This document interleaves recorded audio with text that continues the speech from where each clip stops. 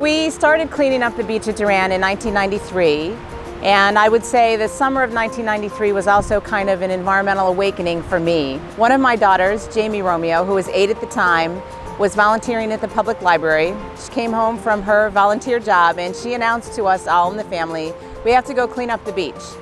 So being a kind of family who embraced whatever our kids were interested in, we said, okay, great, Kimie, we're gonna clean up the beach. So sure enough, we all walked down that night. We stood here in the same spot.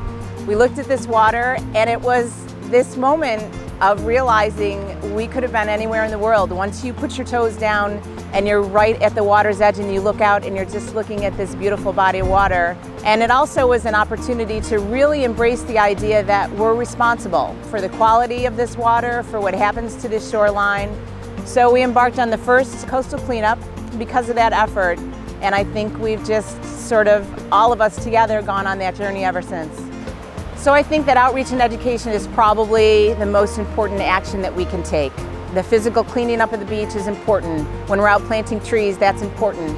But going back to the Haudenosaunee thought about doing something that's going to last for 7 generations, well, that verbal communication, that relationship that you have when you talk to somebody face to face and share information, that's priceless. I also personally later on would join the conservation board in my local town, which is the town of Irondequoit. And most recently I ran in an election and I'm now a council member here in Irondequoit. I also teach adjunct at RIT, so I get to interject my thoughts and my beliefs and their thoughts and beliefs with the next generation every day, every week. I think you get it. I think you're not gonna have to step in the same bucket and make the same mistakes we made. I think you're gonna take it from here and you're gonna move forward.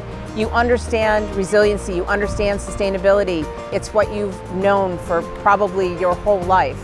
So I'm excited when I think about tomorrow because I think we're gonna go in a good place. You have some tools in your pockets every day that you probably don't realize are there, and they're the most important and most powerful tools you could imagine. One of them is your right to vote.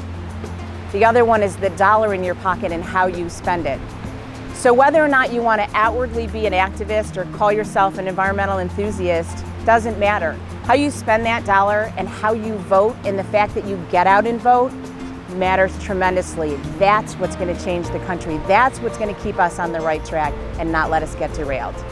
I think for everyone, there's an opportunity in your own neighborhood, at the end of your own block, with your own friends and family to change the world. Really, one person at a time, one conversation at a time.